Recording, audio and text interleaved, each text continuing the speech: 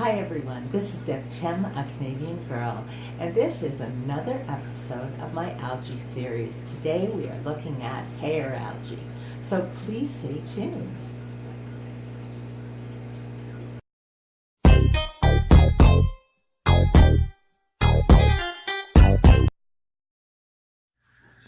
This is my 55-gallon tropical community aquarium that I'll be using as a background for this video. One of my subscribers said it would be really a lot better if I had a tank infested with each algae I share.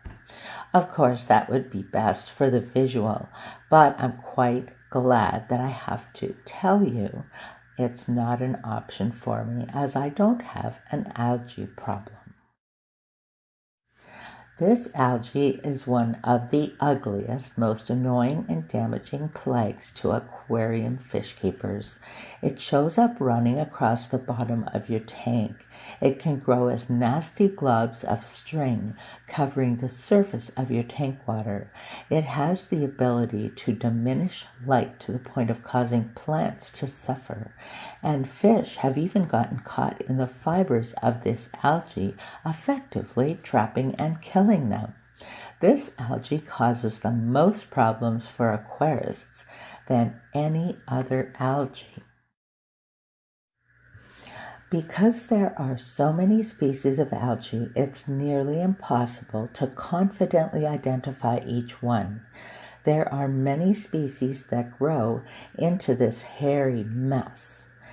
One nasty ball of hair algae can be made up of more than one single species. Unfortunately, even with new species of algae being discovered all the time, there is little good source of material in which to properly identify the algae. Some algae is thought to be more closely related to fungus or animals than plants. Without knowing for sure what algae species you are dealing with, one specific treatment is not always effective. Sometimes it may take trial and error to find what works for the algae that you are dealing with. How does algae make its way into your tank? There are many ways algae can enter your aquarium, but there are also many ways to prevent against that happening. Algae can enter through the purchase of plants, shrimp, fish, snails, and water these are transferred in. Decorations that move from one tank to another without proper cleaning can also carry algae spores into the next tank. It's even suggested that algae spores can possibly be airborne. In other words, there are numerous ways for algae to enter your tank. Even when you do your very best to prevent that from happening, you may still end up with algae. In fighting this algae, you have to begin by removing as much as you can manually. This can prove difficult as this algae is slimy and hard to grip. Cutting leaves off plants heavily coated is easier than trying to pull it off each leaf. It's important not to remove too much of the plants, as they will assist in getting rid of this nasty algae. Strong, healthy plants will play a key role in getting rid of it. Your next step is to look at your water change schedule. A regular weekly maintenance routine is vital. Although in planted tanks, 20% should be sufficient. The more water you remove, the more the chemical composition of your water will change. If you are changing too much water, your plants take time to adjust, losing leaves that were adjusted to the old parameters and growing new ones to meet the new requirements.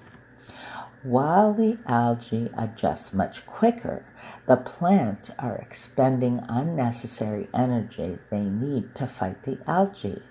Plants are much happier in an environment that changes little.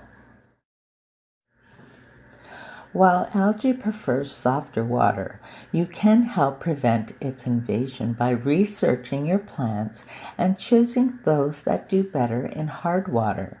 The most important choice of plants are that they are healthy.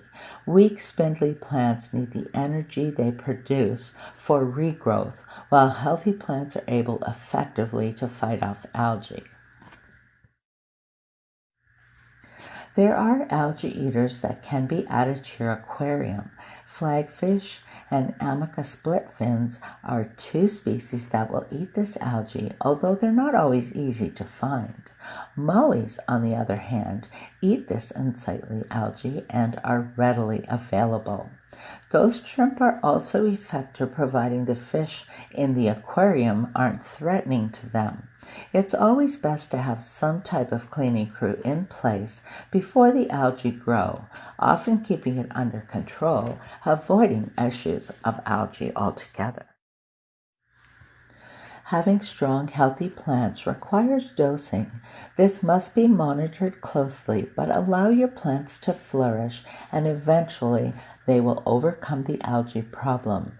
Just remember, this is not a quick fix. It's taken time to grow the algae to this point, so it's going to take a little while to get rid of it as well. Keep in mind, our tanks, plants, water sources are all so different that I can only share what I have found in general. So until next time, this is Deb Kim signing out. Thanks so much for watching. I hope you had a great weekend, and I'll talk to you soon. Bye.